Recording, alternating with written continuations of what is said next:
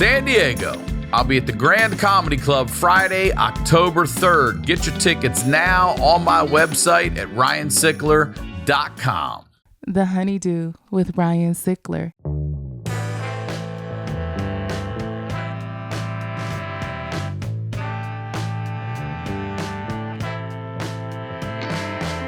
Welcome back to the HoneyDew, y'all. We're over here doing it in the Night Pants Studios. I am Ryan Sickler, ryansickler.com, Ryan Sickler on all your social media. And I'm starting this episode like we start them all with gratitude by saying thank you. Thank you for supporting this show. Thank you for supporting anything that I do out there. I love you guys. I love my life because of you guys. And I love this show. And if you got to have more, then I'm telling you, you have to have the Patreon. It's called The HoneyDew with You All. It is this show with you all, and it is the wildest show on the internet. It is hundreds of episodes. It's $5 a month. It's been that way since we started, and we're not bumping it up. And if you or someone you know has a story that has to be heard, please submit it to honeydewpodcast@gmail.com. We would love to do an episode with you. All right. That's the biz. You guys know what we do here. We highlight the lowlights and always say that these are the stories behind the storytellers. And I am very excited to have this guest here. First time on the HoneyDew. Ladies and gentlemen, Chris Hansen. Welcome to the HoneyDew, Chris Hansen. Thank you, Ryan. It's great to be here. So stoked to have you here. Stoked to be here. Before we get into your story, please, right there, promote everything and anything you'd like. Tru Blu streaming crime network. Crime and all the new Predator investigations, which are called Takedown with Chris Hansen now, 150 new episodes and a new episode every Thursday. The podcast is Predators I've Caught with Chris Hansen, and that's available anywhere you get your podcast. And soon in September, we're going to launch Have a Seat with Chris Hansen, which is crime-related, but more of an interview setting. Predators I've Caught, we go back and we look at the past cases and we track the guys down, and I tell my listeners and viewers, oh yeah, it's very interesting. And some of them actually agree to sit with you. Some do. Many tell me to go F off. I tell you, it's a funny story. About a year ago, my wife and I are on vacation skiing in Colorado, and I'm fussed around getting the latest podcast episode going.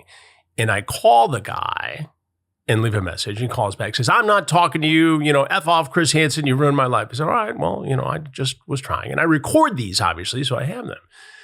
5 minutes later, he calls back and gives me his whole story. Now, I'm leaning over the bed in this condo in Beaver Creek, Colorado, writing, listening, interviewing. My wife is videotaping it, and my sister-in-law is watching in just pure fascination to see this whole thing go down. But that's how it is behind the scenes sometimes. You know that. And this guy just starts unloading. Every once in a while during these stings, you can see a switch go off. And the guy goes from, F you, I was just here to visit the child, I was here as a good Samaritan, or whatever lie he wants to tell, to, well, here's what's going on in my mind. And that's the goal, is to get these guys to talk so we can understand what brought them here, so we can better understand how to protect ourselves against predators, whether it's a sexual predator seeking to exploit children or a financial predator or any kind of criminal. That's my mantra. Is get inside their head so you can understand it, and you can share that with viewers and listeners, and they can protect themselves. I have a million questions to ask you. So let's go to the beginning. Where are you from originally? And tell me about your life growing up. Born in Chicago. Mm-hmm. In 1968, my dad got transferred. He was with the Eaton Company to Detroit. And so we moved to the suburbs of Detroit. And a great upbringing. I mean, we're never wealthy, but we never wanted for anything. I went to school with people whose last names were, on the New York Stock Exchange, but we were sort of on the other side. So I could see it. I knew I wanted to get there, but it took, a minute for me to figure out what I wanted to do. But I was very lucky in this respect because I figured it out early. I grew up about a mile and a half from where Jimmy Hoffa, 50th anniversary of his going missing. Is that right? Is it 50 years? This year. Yeah. So I'm 14, 15 at the time. And this happens a mile and a half from our home. And I'm fascinated by it. It's on the local news. It's on the network news. There's cops and FBI agents all over the Red Fox restaurant, which is right up the street. And I used to ride my bike up there and take it all in. And so a few years later, when I went off to college, I just signed up for the campus radio station. And that began the path that I continue today. Now, what did your dad and mom do for a living? My dad was in the auto industry in sales, sold Eaton parts to GM and Ford.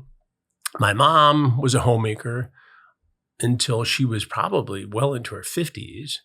Got a job showing homes in what was once 40 acres of land where we roamed with BB guns, and it became a luxury development.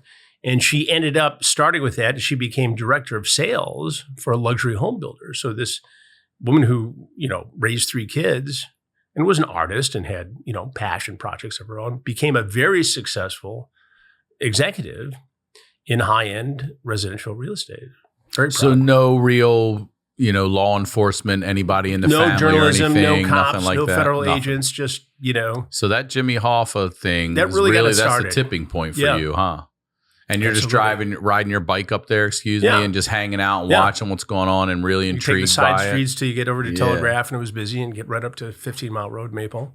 So then you do your college radio station, and are you just doing music, or is it talk, or what are you doing in college? We did news, so it was the Michigan State Radio Network, right? So we fed, and you could only listen to it if your radio was plugged into the dorms or its current cable or whatever they called it, but you could listen to it so the kids would all gather around, all your buddies, and listen to you do your newscasts. And we used to produce the student government meeting, the ASMSU school report. We'd be up till midnight, and the young politicians who represent different aspects of college life are arguing, going on and on and on.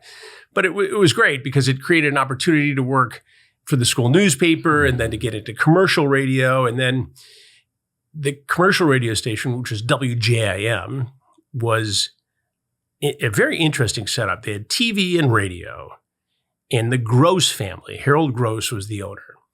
And it was designed so if TV never got off the ground, they could make it into a Holiday Inn. They actually had a built-in pool there. The radio TV Is that station. right? If it didn't make it, If it Plan didn't make B is a Holiday Inn. Right. That was the story. Pool's there. But the greatest thing was, there I am, from, I guess, sophomore, junior year and beyond. We had keys to get in the radio station. There was no security badge or anything. You had a key. And so if you'd come from Mac's Bar late at night and you had some dates who wanted to go swimming, you could get into the radio station and go swim in the WJM pool. It was a great setup, for a young guy. So what point do you shift into going after these predators? What happens in your life? Or what path what stumbles your way? What comes across where you're like, no, man, this is where we're going to go. Well, it's always been I don't want to say it's always been a part of my portfolio. I continue to do a lot of other reporting for Tru Blu and for Fox and Fox Nation and things like that. But in about 2004, I was at Dateline, and we had done a lot of hidden camera reporting, a lot of investigative reporting. We had gone to Cambodia with an NGO, and we exposed American tourists and Western European tourists going over to Cambodia to exploit children. And we infiltrated a brothel, and we posed as sex tourists, my producer and my team did. And we saw children as young as 5 and 6 years old being sold for sex. And they would talk about the different sex terms like boom boom or yum yum, or you can imagine. And so we produced an hour for Dateline, where these girls, 37 of them, were freed from being sex slaves. And it was a profound story and a turning point in my life because, we were involved. I mean, it was the NGO who really got it going, but we were allowed to embed, and we were involved in this process of giving some of these girls a better life, but also exposing the Americans going over there, who we later confronted on American soil. This was the story that kept on giving. So the story airs one night, and 2 cops in Vancouver, Canada, British Columbia, see it, and they recognize the background of the brothel. And they wait, that matches the videotape found in this guy we arrested for beating up a sex worker. Turns out he had been at the same brothel, and he gets charged with a 7-year felony for being a sex tourist. Whoa. So we keep going and going. 4 years later, we went back to Cambodia. We showed the girls in a better life. It was very emotional, and it stuck with me. So when I learned in about 2004 about an online watchdog group called Perverted Justice, which would go undercover, pose as kids, have a chat, and if the guy said, I'm coming over, I'm going to have sex with you, they would merely post his identity on their website, and sometimes the police would make a case.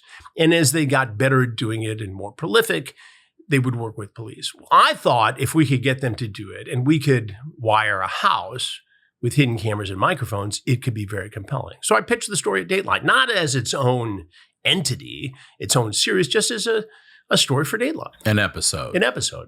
And they signed off on it. And, producer and I went out and found a house in Bethpage, Long Island. And we didn't have the police involved because we didn't know what was going to happen. So Perverted Justice is up there working. Oh, so on this first one. The first two, we did not have law enforcement. They can actually just leave. They could leave.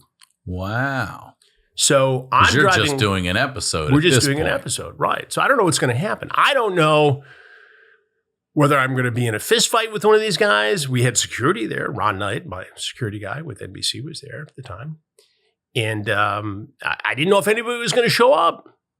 And I'm driving out there thinking, what if I've just blown tens of thousands of dollars of the network's money and nobody shows up? And right about then, my producer calls and says, where the hell are you? We got 2 guys scheduled to show up in 45 minutes. By the end of the 2.5-day investigative shoot, 17 men surfaced, including a New York City firefighter. But he was the only one who was prosecuted because he was identified. Some of them we knew, some of them we didn't. And it was rather unsatisfying to see these guys just, walk off and win. But imagine the first guy through the door, and I've got the transcripts. And I've done a lot of spontaneous interviews, right? But this guy's coming. I don't know who this guy is. Ronnie's behind me. I was going to ask you, no one, if you're doing a sting, they're not frisking them before they come in. They could have weapons. They could have anything Ultimately, on them. we got to that point. But, the first couple, we took the knives out of the kitchen. And Ronnie, as a licensed security guy and as a former NYPD lieutenant, I wasn't worried about my safety. But, it was a little hairy on that first one. And I couldn't believe it. They were coming so quickly. That's terrifying. So I get to the third guy and I walk out with the wrong transcript. I said, it says here you wanted to do this, that, and the other thing with a girl named Beth. No, I'm sorry, it's not me. Hang on. I go back, get another one. The second transcripts are wrong. Finally, on the third try, I said, he goes, yeah, that's me. Okay, good. Sorry. Well, I've written a book several years ago on the whole Predator series, and NBC did a special to go along with the book, and they actually took the video clips of those 3 confrontations and put them together. And you talk about a dark subject being funny. It was funny. Oh my God. Because I'm like, I don't help me out here. I need the transcripts. I can't do it all. You're reading the worst shit ever. Yeah. You're like, that one's not you, my man. But the reaction of the Predator was priceless. It was like, yeah, that's me. Okay, good. Well, and you start going down the line of all that stuff you said. And then, like you said, they're just coming nonstop. Well, they're coming nonstop. So we get back to So then you realize you actually have something. We do. So now how do you... What's the legality of getting the police involved so these guys don't just get to leave because you've got them red-handed? That was a big question. So we're having these meetings. How do we promote this? What do we call it? We know we've got really compelling television. And it was going on and on and on, and I was getting frustrated that it wasn't on camera, on the air. And finally, an air date was set, and we put it together. And, we almost bent over backwards to make it more traditional news as opposed to just these gotcha moments. And we had experts and people weighing in on safety, and it was good. It was television nobody had seen before when it aired that night on Dateline. And so pretty quickly I pitched a second one, and we did this investigation outside of Washington, D.C. in a suburb called Herndon, Virginia. And again, no police, but we had even more guys show up. and more prominent people. We had a rabbi who showed up for a young boy, a clergyman, and we had a military intelligence officer. We had a doctor. We had a teacher. We had all. I mean, it was crazy. And the Fairfax, Virginia police, in several cases, and the FBI in one case with the rabbi, prosecuted. They investigated and prosecuted. So we did see successful prosecutions, but it became very clear from that point onward that we had to collaborate with law enforcement because that was the only socially responsible way to proceed. And today, when we do the takedown investigations for Tru Blu, we even have law enforcement do the chats. So there's no chain of custody. The decoy who gets online is a sworn law enforcement officer. Makes sense. And that takes out a lot of the ambiguity or anything that could come up as a potential criminal defense. Have you had people show up with weapons, or have you had stuff that we don't see on TV where you worry for your life? Well, worried for my life, not so much. No. I mean, we've made this as safe as it can possibly be. And obviously the edginess of it is part of the attraction to it, right? I mean, if it was easy, everybody could do it. But we've established such a great rapport with law enforcement around the country, around the world, really, because we're looking at some international things now, that, we get access where other people don't. So in Alabama, for instance, one of many states, Florida, Alabama, Louisiana, where we've worked, the carry concealed weapons laws are, more lenient there. So you expect to see it. So, have I been surprised a couple of times? Yes. Have I done a complete interview with a gun on the table in a leather pouch, not knowing it? Yes. Was he going to use it on me? No.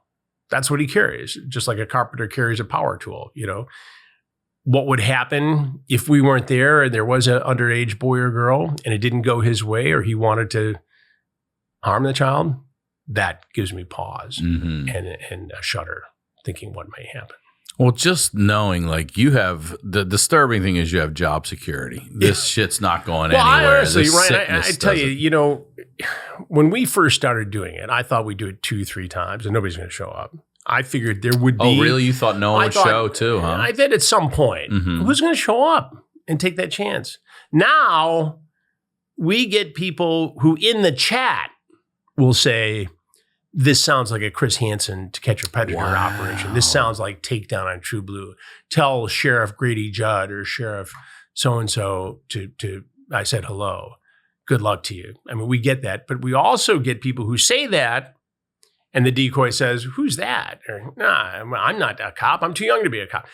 And they show up anyway, which tells me about the drive some of these predators have to, exploit children.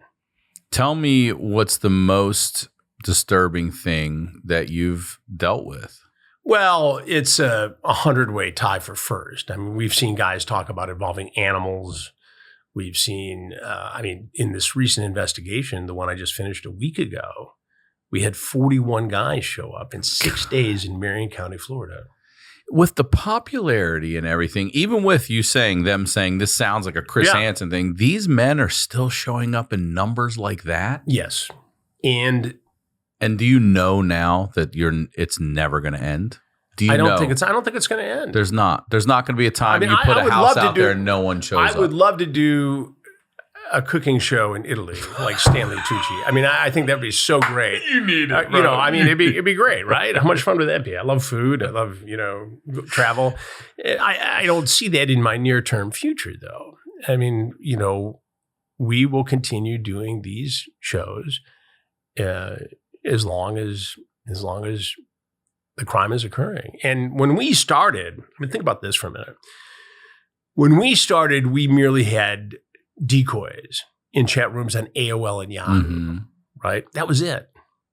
And that antiquated thing called MySpace, you may or may not recall that.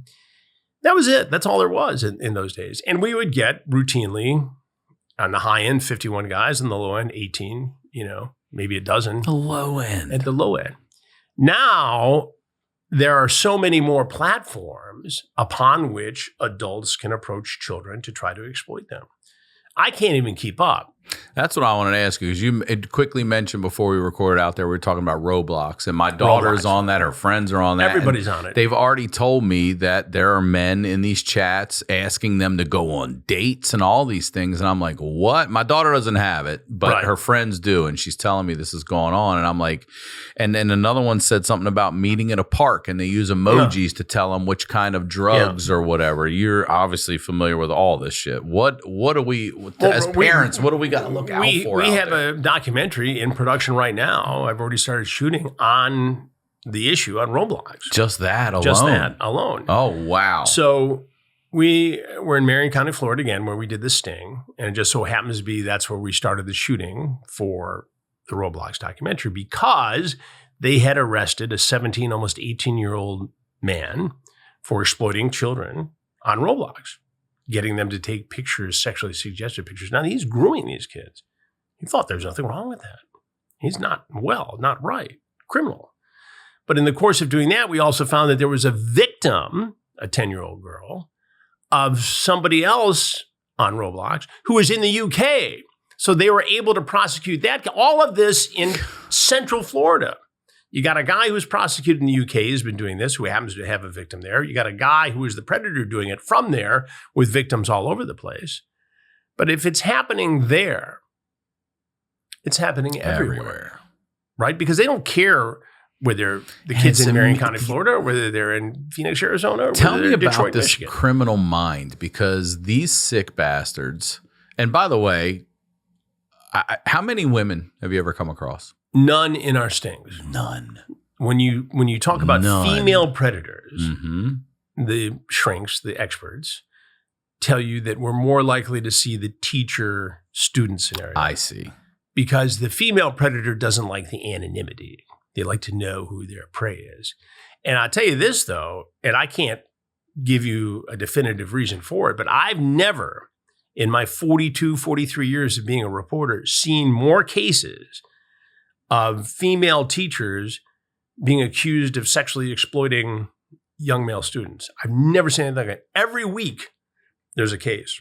And I graduated in 1991, and if it was going on then, you didn't know about it. Yeah. And all of a sudden, I say all of a sudden, it's 20-some, 30, 40 years, but I mean, it is crazy now how often we see it. And that's the other thing, too, is if you know what we're seeing makes it to the media, how much of it isn't making it to the how many of these teachers are getting away with it? I think the media is pretty good at getting the word out. I mean, between social media platforms and television and print and all the websites that are out there reporting this, it gets out there. But it's mind-boggling, Ryan, how many cases like this there are. And we're at some point we have to do something on it. And I'm not sure exactly what's behind it. And that's I'm not what I sure want to know. the thing. What I is think it? it's a combination of things, right? There's never any. It's like it's all men. It's not a plane crash, right? It's like a plane crash, right? There's no single point failure. It's a combination of things. Some people are just wired that way. Some people have a predisposition towards being attracted towards younger people, and they wouldn't normally act on it, except for the internet, the addictive nature, the anonymity. These younger predators will say things online they wouldn't say face to face, and suddenly becomes acceptable, and they get off on it, and they blur the line between fantasy and reality, and they're knocking at our door. In the female teacher case, is it a power play? Maybe. Are they acting out a very pleasant time in their life that they've not been able to achieve since they were younger? It's probably a combination. But we're seeing a lot of it. We had a case in Tennessee. Female teacher was accused of sexually assaulting at least one boy. Her husband was a sheriff's deputy. What? Yeah. And allegedly, she became pregnant from this relationship with the teenage boy. Now, you talk about a mess. Oh, man. Legally, psychologically, it tore apart this community. Mm-hmm. Sheriff's deputy's wife. But the fact that the scary thing is that the predators, the mindset there's a brand new app out. I'm still trying to figure out how to use the app. Right. These guys are trying to go behind the scenes and figure out how to use it to exploit. And it's like that mindset that's that criminal element of that is crazy to me. And how many? It's crazy to me. There's new apps that we don't even know about right now. There's a new app. And they're already on it and knowing how to manipulate. And kids know how to get on these apps. Roblox, which I hope cooperates in this documentary because I think, they're trying to make it a safer place. But they had an announcement a few weeks ago that they were going to have age verification and that you had to be at least 13 to be on the platform. Well, 13 to 15 is the target area for predators. Ask, that's it, huh? I mean, we've seen them go as young as 10 in our investigations. It's gone, even younger. And the proliferation of child pornography now and is astounding. And what we see in the porn world mimics what we see in the criminal real life world. For instance, we see guys looking to exploit foster parents who are in difficult financial situations, and they know where to look for this. And how do they know? And how do they know this is occurring? Because they watch the fantasy porn and they see the daddy-daughter stuff or the stepmother-daughter stuff, and they want to act this out in real life. So if these guys see enough of this porn, aberrant, now I'm not talking about, Playboy magazine porn, I'm talking about, hardcore stuff, they're going to ultimately act out on it. And there was, without question, a link between viewing child porn and offending.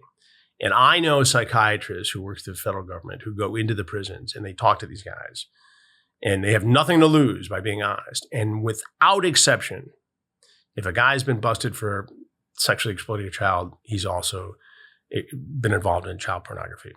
Wow, without exception. Without exception. Jesus.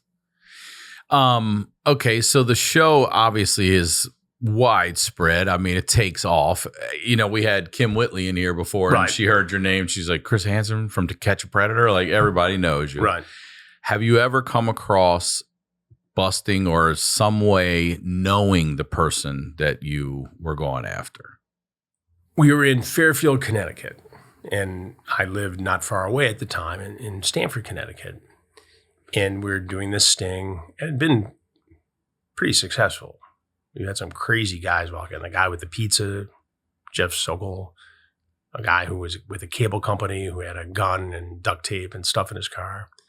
And a guy shows up to meet, a 13-year-old boy. And I walk out, and he looks familiar. And he says, Chris, no, it's not what it looks like. And he runs, and they arrest him and take him away. I started to think, who is this and why do I know them? He certainly knew you. I call a buddy. We used to ride the train together, all these guys. They had a club car. You have a beverage on your way home from work in the city. And this guy, Charles Lawrence, was on the club car train frequently. And he wasn't a good friend. He was kind of on the periphery, but he was known around town. And suddenly he became Choo Choo Charlie because that was his nickname for that. But he did 2 years in prison. He did. Did 2 years. Damn. Yeah. But also 2 years doesn't sound like a lot for what these guys are doing. It doesn't. And what we see, Ryan, is a big range across the country. Florida cracks down. The sentences can be up to 10 years there. And it depends whether or not they've got a past criminal history, whether they've been caught for this, before. Louisiana has castration in extreme cases. Extreme cases, yeah. That's still in the books. It's. I don't know if it went away or it's still in the books, but it's there now. What's the last time they've done that to someone? I talked to a judge. 1900s? No, in recent 2000s. History. It's got in 2000s. It's got to be an extreme case. But it's on the books. They can use it as a sentence. What did this guy do that they... This judge had 3 castration sentences. 3? Oh, that's the guy you don't want to get in front of right here. Tell Chris Hansen to bring me another one. Now, I don't know the specifics of each of those cases, but but it's got to be Idaho, pure for evil. instance, in Idaho, it's got to be extreme. In Idaho, they have the death penalty for extreme cases. They do. And I'm starting to come around to think that that's appropriate. I wanted to ask. And here's why. Grady Judd, who's the sheriff in Polk County, Florida, we work with that sheriff's department all the time. I've known him since I was a reporter in Tampa when he was Lieutenant Grady Judd. He's a big thinker.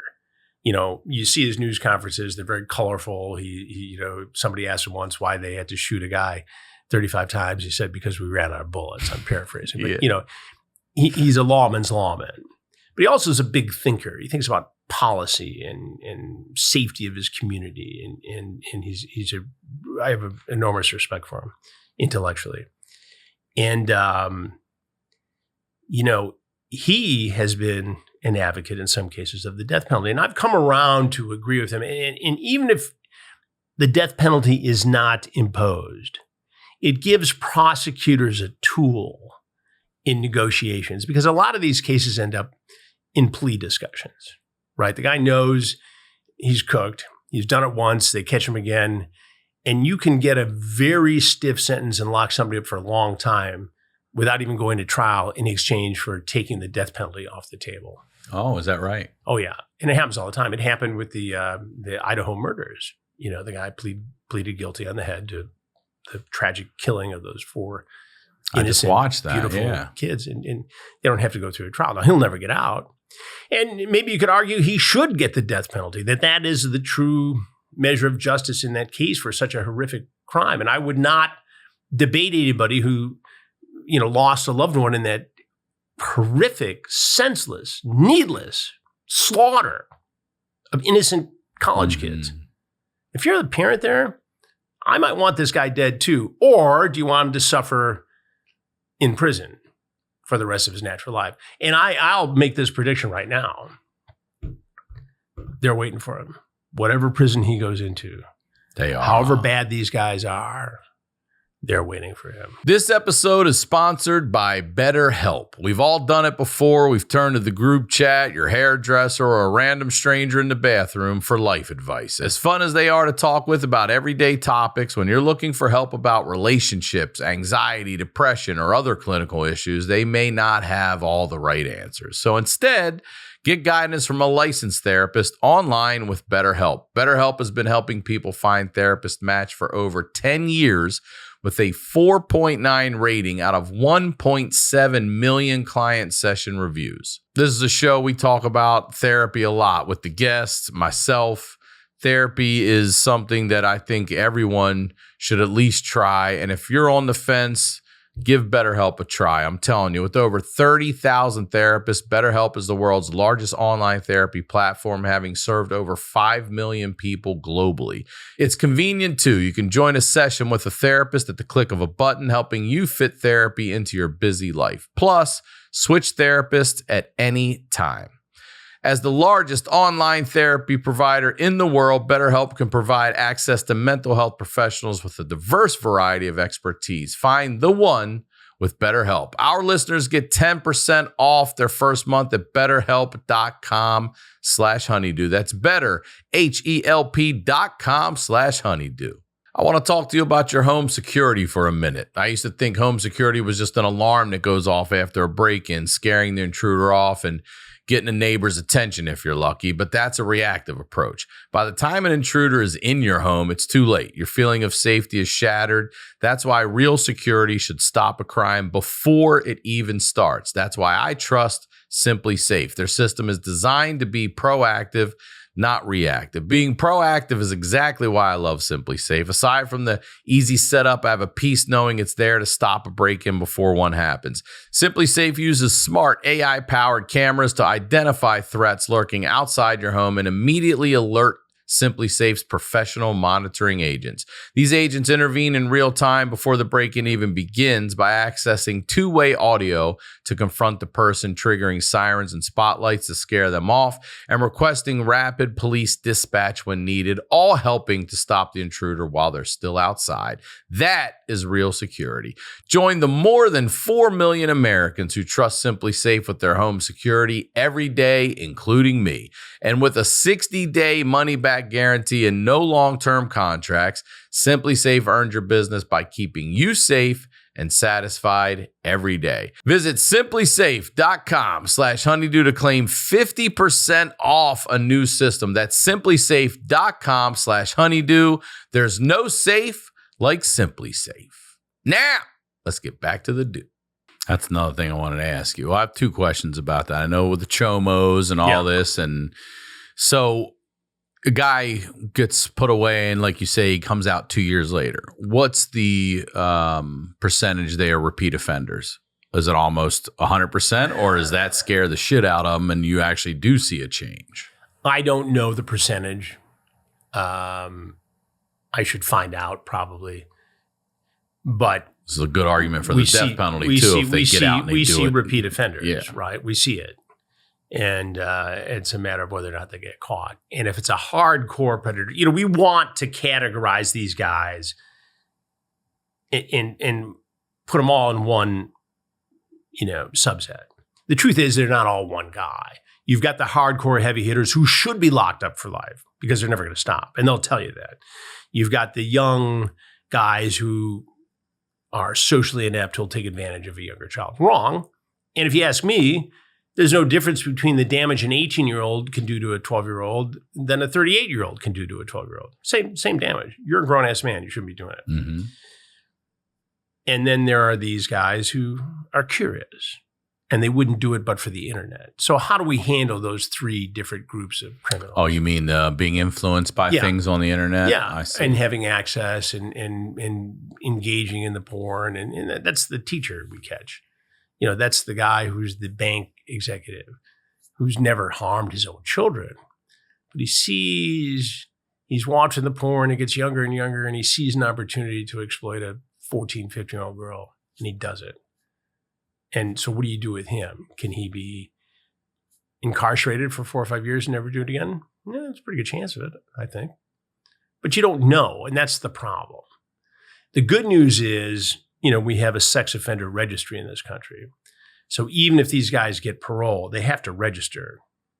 And that way you can keep track of them. That way they're on parole. And if they violate, and you hope there's not a real victim there, but if they violate, then they're gone for a long time. What is it? Megan's Law. Megan's Law. That's one of them. .gov, right? It's a government site. I mean, I've used that myself, and they're not supposed to live near schools, parks, and right. I see these maps, and I'm like, what's this big star? It's like, oh, that's an apartment complex, and there's multiple people live in that dwelling. I'm like, what? Oh, yeah. And one of the sponsors of my podcast, Predators I've Caught, is truthfinder.com. Okay, that's another one. And so we use that technology, and we use LexisNexis to, in the research for our reporting. And it's shocking how many times you're doing a background check on somebody, and you just look, and there's 99 other sex offenders living in that same area. Yes. And it's not just Florida or, they're down everywhere. South. It could be, Maryland or Michigan or, we do a lot of work all around the country. So what are the sites parents can go to look up if they think there's any or want to know if there's any sex offenders in their area? Well, they can go to any government site. If you go to the Michigan Department of Corrections or the Illinois Department of Corrections, it'll list them right there. If you Google sex offenders, if you subscribe to one of these services like truthfinder.com, it's right there. My recommendation to all parents is to become familiar with the National Center for Missing and Exploited Children website. Missing and Exploited, is that what you said? Yeah. Okay. It's the foundation that John Walsh and his wife started in the aftermath of Adam's kidnapping and killing. And it's a great resource, even if you don't have a missing child. Say, for instance, your kid gets talked into sending sexually suggestive pictures, and they're out there, and they're being traded.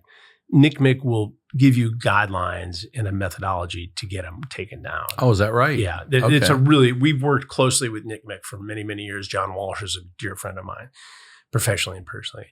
And so there are ways to do that. But another thing that people need to know about is this sextortion. We've got a documentary in the works. What is that? Sextortion is when typically a young man is approached online by somebody who claims to be a good-looking young woman. There's a chit-chat. I'll send you mine. You send me yours. He sends his. Then they exploit. I'm going to put this all over Facebook. Grandma's going to see it unless you give me money. Now, the person posing as the girl is actually a scam artist in Nigeria.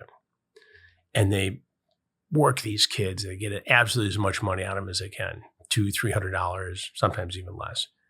But these kids face such shame, especially the good kids. The kids who are heading to college, the athletes. And in some cases, they're committing suicide. Jeez. And I've sat with 4 different sets of parents who've lost children in this way.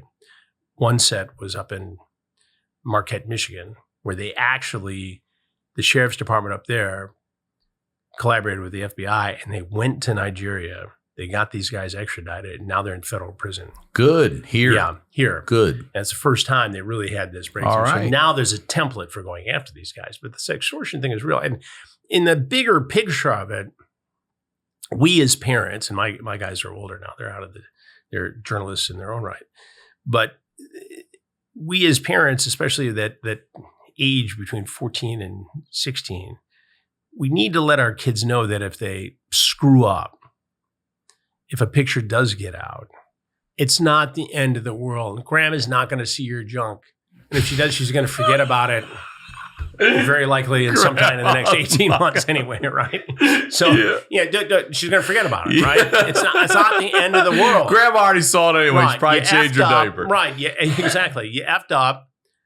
Let's get past it. Let's take it down. But come to me. These kids aren't bad kids who are committing suicide. They're good kids, and that's part of the thing that they're so wound up about is that they're afraid that they let their parents down. Mm-hmm. They're afraid of the embarrassment and shock. It's like, look, it's a vast world out there, littered with potential traps and pitfalls and embarrassment, and let's just try not to get into it in the first place. But if you do, I'm here. It's the extension of what I said to my kids, which is if you're out and the designated driver has had too much to drink, I'll come get you. We're not going to discuss it that night. We will discuss it at some point.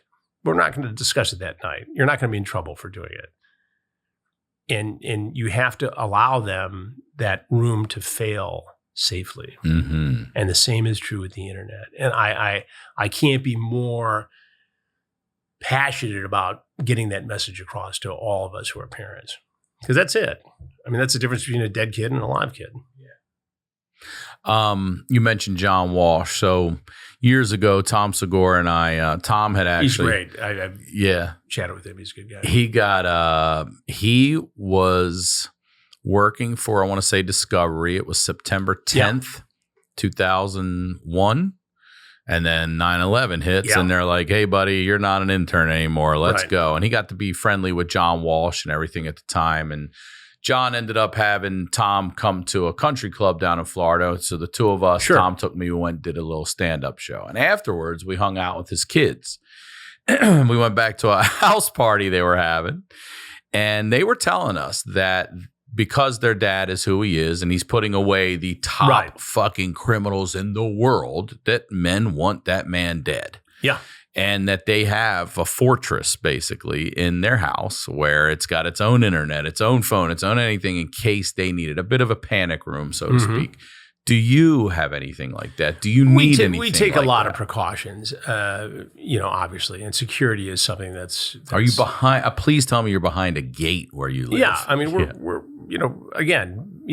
we have people who keep an eye out for us, and I think. Do you have guys in the past that have tried to come after you from the shows or anything like that? Nobody overtly that I'm aware of. I mean, we deal with threats all the time, and you have to be careful not to allow the threat to become the terror, because most of the time, if somebody's going to try to do you harm, they're not going to call and tell you about it beforehand. But yes, I mean, we obviously are very close with the NYPD because I'm there a lot. We're close to law enforcement across the country. But again, just like when we do the sting, I think we've got so much in place that I feel that we've made our environment absolutely as safe as possible. Going back to you mentioned there's guys in prison waiting for these guys. What do you think it is? Because we've all heard it, these guys murder people, they rob people, they whatever, but something about touching a child, even in among the most animalistic of the people on this planet. I think it's because so many of the people doing a hard time were victimized themselves for whatever reason. They went down the bad path to become a criminal, but they have these horrible memories of some sort of exploitation or abuse. And so when they see somebody who's overtly somebody who's committed crimes against children, there is a sense that there needs to be jailhouse justice. I'll give you an extreme example. There's a guy named J.D. DeLay. I don't know if you're familiar with him, but content creator, great guy. He's become a friend. Did time for drugs and theft and all kinds of other stuff, but turned his life around. He, too, was the victim of this as a child and figured it out.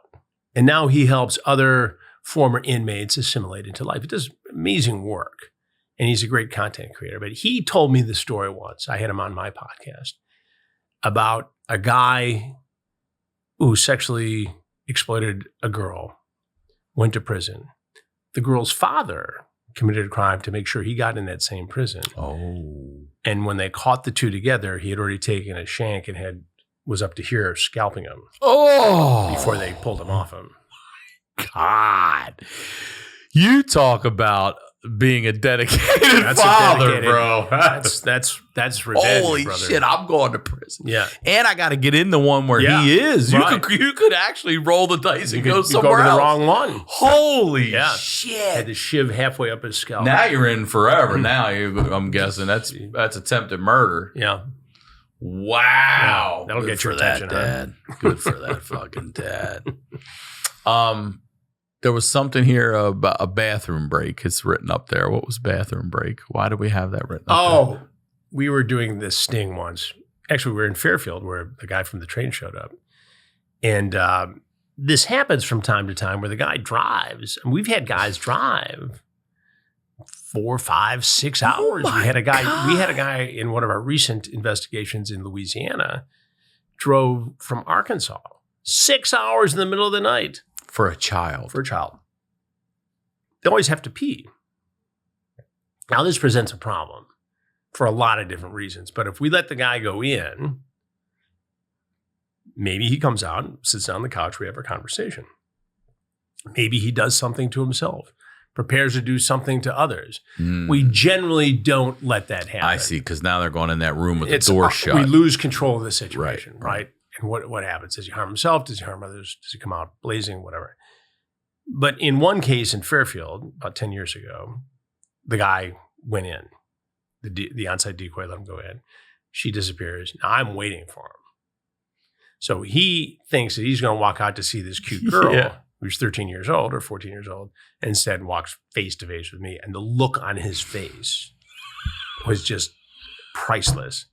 Go ahead, have a seat right over there. What happened to my dream date? No. I'm your dream date now. Wow. Yeah. 6-hour drive and to come out to meet Chris Hansen. Hell yeah. That's a bad day. That's a bad day, brother. And ain't nothing good going to come out of that. All right. So give advice again. You said you've told the parents, hey, come talk to me. It's not the end of the world. Yeah. And I think you need to start it. Give us some internet. Give us some internet. I mean, my daughter's 10 now. As soon as they get on the internet. She's going into, what are they called? The TikToks and all these other ones. Help me out here. You need to tell them that there are adults on the internet, TikTok everywhere, Roblox, who like to trick children. Children don't like to be tricked. So that gets their attention right there. So be aware of grown-ups who are trying to trick children. It sounds like something that shouldn't happen. And I will never trick you. Your mom will never trick you. But there's some bad adults out there. There are criminals who will do that. And then you have to ratchet that discussion up in an age-appropriate way. Each kid's different. But my message to everybody is if you don't know them in real life, IRL, you don't know them in virtual life, online. Now, this person may say that they're a 14-year-old surfer dude from San Diego, but that doesn't mean that he's not a 53-year-old fat man sitting in his mother's basement in his underwear surrounded by pizza boxes. And if you can use that colorful sort of storytelling, kids remember that. They do. And you're better off having that conversation and creating awareness than saying, well, I don't understand how the internet works. And the worst thing you can do is say, well, my kid's never going to be on the internet. Well, guess what? Oh, please. There's internet at Starbucks. There's internet at the friend's house. It's They're just on like it in school. It's like we used to, when the kids were younger, we used to try to keep them from certain violent video games. Well, they just went over to the friend's neighbor's house and, they're playing Grand Theft Auto and, what are you going to do? Well, in the world of kids too, then you have the older siblings who are teaching them the stuff. You got to remember a lot of it's in-house too, Right. And take advantage of things in the news. I remember when my boys, the older boys were in high school, they went to a private school in Connecticut. And they went to school with kids whose dads did a lot of cool stuff. Wall Street guys, athletes, shipbuilders. So having a dad on television wasn't that big of a deal. But when South Park did the Chris Hansen parody, suddenly I was the coolest dad. That's the one they were like, you made it. People ask all the time, it's like, does that bother you that South Park did a rip on you? I said, not at all. They're bright guys. They don't tell you it's coming. Oh, you didn't get a heads up? No, not from South Park just does what they want when they want. Simpsons calls you in, come into the studio, do your own voice. But and I respect the guys at South Park. They're funny, smart guys. But my agent texts me. I was in San Francisco on a shoot. He says, South Park is doing it tonight. It's pretty funny. I said, oh, great. I'll watch it when it comes on here. And then about 20 minutes later, it's taken a dark turn. But it was fine. You know what? If that brings attention to this very important cause. Yes. And it was done with intellectual integrity. I mean, it's a funny bit. I take no offense. I love hearing you say that. Yeah. I Intellectual integrity. Yes. I take no offense whatsoever to that. So I know you're not sharing the ugliest of the things you've ever seen. You see the worst of the worst in people. How do you go home and turn that off? How do you compartmentalize your day and then go home and be a loving It's a great father, question. husband, I've gotten good over the years, and I've been doing this for, as I mentioned, 42, 43 years as a journalist, as a television journalist. You have to learn how to compartmentalize. You have to learn how to be fit physically. And physical fitness leads to mental fitness.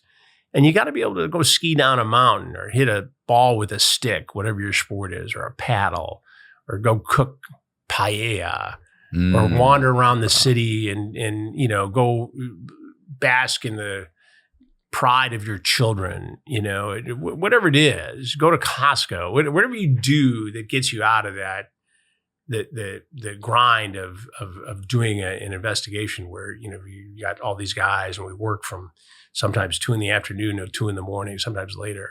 And my crew goes through it. They're right there with me. These guys are. I imagine a lot of your parents as well with kids that age range. All parents. Most of us are parents. And like I said, my guys are old enough to actually be out there doing it now. There's one behind the camera, one in front of the camera. But I guess I'm built for it. I'm fortunate in that I'm doing the job that I was meant to do. Not necessarily catching predators, but being an investigative reporter. Mm-hmm. That's what I was made to do. I'm very comfortable with that. I've never looked back. You've never had to go to therapy or anything to help you separate you could argue I should. There's a good argument for doing that. I get letters from therapists all the time. And I've met a lot of therapists and psychiatrists over the years who said, you really ought to, I'm good. But, I'm cognizant of it, and I'm cognizant of the impact that it's had in different ways, in different parts of my life. But I think you do something long enough where you can put it into context, and you can set it aside when you need to, and go about the business of living a productive life. But I've seen people, get dark and not come out of it, and it's not a good place to be. Have you ever had someone within your circle, and by circle, I mean large circle, all the way to the crew, anyone, where you've ever had something with their kids and you got that person? Have you ever helped bust someone in sort of the fringe world of yours? That's a great question. And I'm trying to think of any specific examples. There have been situations where a parent has come to me from my circle. I can only imagine. Yeah, you're this the guy. is going on, and I can put them in contact very quickly and directly with somebody in law enforcement to handle it. I've also had people come to me and say, we're worried about my aunt, uncle, who's, being financially scammed by somebody. And I've gotten involved in those cases too to help out. But, that's part of the show. That's part of your gig is if you're going to do it professionally and somebody comes to you personally, you try to help them out. I mean, imagine it's like a doctor. Somebody's like, my elbow's fucking killing me. Like, let me see it, and so you do your best, you do the best you can. And if you can't help them, then you connect them with somebody who can. But yeah, the family, whatever it is, you also get hit up for tickets to Tigers games too. But, sometimes I can help, sometimes I can't, or Michigan State Spartans games. You try to do your best, I'm an all-service provider. So what do you think it is about you that hasn't turned you into, a negative, really like, I don't know, you came in, you've got great energy, you seem happy. Well, I am happy. What is it about It's a long and winding road, and I think you get to a point in life where you're squared and centered. I'm 65 years old. I've been doing this a long time. My kids I feel great. But you also have to adjust your lifestyle as you get older to maintain your psychological health, your physical health. And if you want to be in the game, like Mike Wallace or, a lot of other people who do this very aggressively well into their 70s, then you got to be fit. There's no magic to it. It's not science. It's not, genes maybe have something to do with it, but you got to be in the game. So you're taking care of yourself mentally too. A lot of that exercise really does push that ugliness out for you, huh? I go to a trainer in New York City, Robert Brace, and he's got a lot of TV, internet people, large names. And it's not just a physical fitness thing, it's a lifestyle thing. And I've got my kids into it. And I think the sooner that you figure that out and the sooner that you're using physical fitness as an escape or release valve and not 3 drinks or smoking a joint or taking a gummy. True freedom is to be able to do all this stuff without needing chemicals, right? And I believe that. And I'm not suggesting that people shouldn't drink or have fun or do whatever they do as long as they're not harming themselves or others. I'm just saying is you got to get to a point in life where you can just face life. Otherwise, you're cheating yourself because you're not going to experience everything that's So after these shows and stuff, you've never been like, man. I have. Okay. Absolutely, I have. But I've gotten to the point where I'm past that because the alternative is not healthy. And if you go too far down that trail, you're not going to look good. No, you're not going to feel good. Alcohol is going to kill you for sure. Anyway, and again, I grew up in a family where the previous generation invented the 3 martini lunch. I figured it out years ago that that's not the way to go. But I'm not pretending like I never took part in it or pushed my luck with it. I'm just saying is, if you're really going to be happy, you got to figure out how to do it without it. So you've been chasing predators now, catching them, let's say, not chasing and catching, I guess. How many years? 21 years. 21 years of ugliness. Is there anything that happens even this long into your career where you're still like, wow, I'm blown away by that? Every sting. Is that right? We had a guy in this last investigation in Marion County, Florida. And I was sitting there with him, and he knew exactly who I was. He had seen the shows, even the newer ones. And I said, what the hell happened to you? Why, you're engaging in this behavior. You've got a child of your own. You've got a fiance. You're at your place of work. You manage an oil change place, and you're having this conversation. And then you show up. And he finally, after jerking me around, you could see his face go like this. And he went on to tell me how he was sexually exploited by an older couple in his neighborhood. A couple? A couple. And he goes on. And I believe every word he said. Yeah. Because he didn't have to tell me this. Sure. He could have told me pound sand and said, I was just here to check it, whatever the excuse was.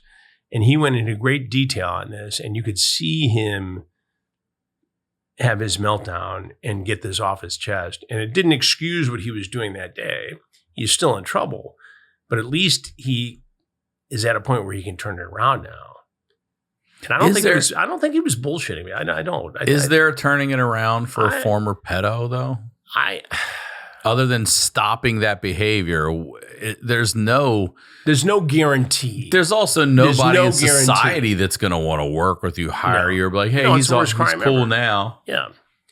It's, I mean, you look at the Epstein thing, you know, and that's all opened up again. How much about that do you know? Well, I was pursuing it aggressively in 15, 16, and I got too complicated with it. I wanted to do a sting. And the fact is there were so many layers of security I couldn't get anywhere. So I set it aside to work on other things. And it was the Miami Herald that kept chipping away as a daily newspaper, the reporters, day after day after day, who finally got some of the victims to speak out, which was the backbone of the federal government's case when they nabbed him in 2019. Now, you know, what does Ghislaine Maxwell know? What is she going to say? I mean, obviously, I'm pursuing a lot of different angles to it, but I can't take credit for any great reporting on it because we never got that far into it. So let me ask you this then, because we hear about this all the time. We hear about this elite pedophile ring that goes through entertainment, government, all this stuff. You've been in this for decades. Do you believe that to be true? Because as much as we all want to say no, right, all this shit just keeps coming up. And it turns out that it's true. Right. So is there I don't know that there's an elite pedophile ring per se. I think that there are people in elite circles who have engaged in this behavior who have used their connections, their wealth, and their power to cover it up. And that leads people to come up with the conspiracies. And, you know, a portion of a conspiracy is often true. That's how it starts. Yes, it is. Right? So I can't tell you that it's never happened. I can tell you that some of the more far-flung things, you know, probably aren't true. But, you know, look at the history of it. You get Epstein, who was courting all these powerful, wealthy people, pictures, and trips on the private jet. I mean, even after he was on the sex offender registry list. Is that right? Wait, after he was still doing? Oh, I didn't know that. So he went away in the mid 2006, 7, 8, right around there, and he came out after that 13-month sentence where he, you know, basically was able to get out of the county jail every day to go to work. It was a sweetheart deal, and they were able to sell that, I think, because they were able to create the perception that, you know, okay, this is icky, it's bad, it's illegal, it's immoral, but he was taking girls who were technically of age and getting them to do massages. Well, in the reality, it was way worse. I mean, he was exploiting vulnerable girls who are underage, not just in Florida, but, you know, all around the world when you think about what was happening. And here's a guy who, you know, had his own cottage up at a music camp in northern Michigan. He had a ranch in New Mexico. He had the island. And, you know, the federal government suggests there are up to 1,000 victims of this. And I still have conversations with lawyers who represent some of these people, hoping that, you know, some of these people will ultimately talk. So I'm not giving up on it. You know, I was a little late to the game on the story. Obviously, it's interesting to me because of all the other work I've done in catching predators. He is the ultimate predator. And, you know, do they subpoena Ghislaine Maxwell in front of Congress? I mean, she's the one who knows everything. She was the procurer. Everything. I mean, I know for a fact that she would hang out near college campuses, bus stops, things, and approach girls, much like a woman would do in a county jail who was tight with a pimp and say, oh, you're in a tough shape. Well, I can get you out of there, make some quick money. And the next thing you know, you're in a life of human trafficking and prostitution. This recruitment was at the same level, and she was engaging in it. Mm-hmm. There's no doubt. So this mental illness, I'm assuming it's a mental illness. Well, it's that. It's a criminal. It doesn't care about your status. It doesn't care about your money. You said you've had rabbis come in. Yeah. We're talking about people who are revered in society and everything else, with priests and all these other things we hear about. And it's just whatever. You've seen them from the top of the top all the way down. So what is it that parents should look out for?